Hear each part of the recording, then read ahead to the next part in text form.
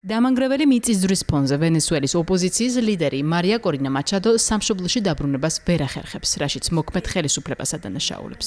გავრცელებულ ვიდეო მიმართვაში, რომელიც პანამაშია გადაღებული, მშვიდობის დარგში ნობელის პრემიის ლაურეატი ყვება, რომ დელსი როდრიგესის ხელისუფლება მას ქვეყანაში შესვლის საშუალებას არ აძლევს, მათ შორის საჰაერო სივრცის დახურვით.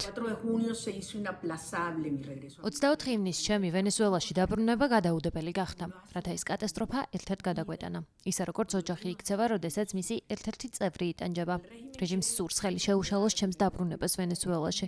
ისევე როგორც მრავალი თანამემამულის დაბრუნებას, რომელთაც სურთ ჩავიდნენ და დახმარება აღმოუჩინონ ხალხს.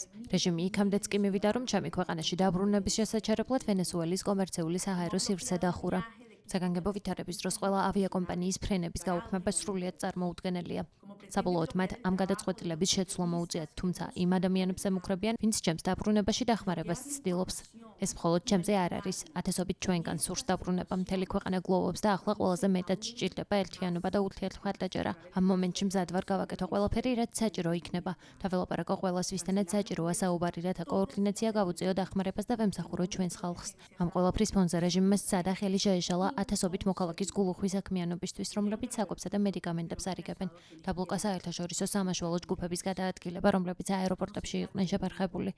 რაც ცდილობდა ხელი შეეშალა ჟურნალისტების მუშაობისთვის, რომლებიც სიმართლის დადგენას ცდილობდნენ. ასეთ ვითარებაში ინფორმაციის დაბლოკვა და მანიპულირება კიდევ უფრო მეტ მსხვერპლს იწვევს.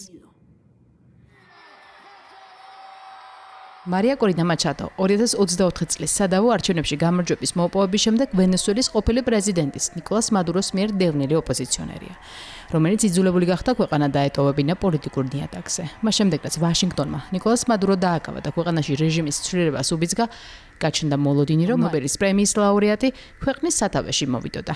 მით უმეტეს, რომ მან საკუთარი ჯილდო სწორედ დონალდ ტრამპს გაუზიარა. თუმცა ამერიკის შეერთებული შტატების პრეზიდენტის ადმინისტრაციამ გათვლა მადუროს მარჯვენა ხელზე, დელსი როდრიგესზე გააკეთა, რომელთანაც ამჟამად ურთიერთობებს ათბობს.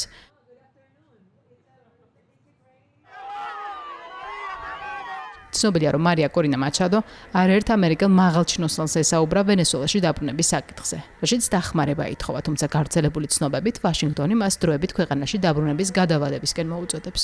ოპოზიციონერი არ ნებდება, თუმცა არაზუსტებს თუ რა გზებით შეეცდება სამშობლოში მოხვედრას, რათა ვენესუელელ ხალხს მძიმე მომენტში გვერდში დაუდგეს.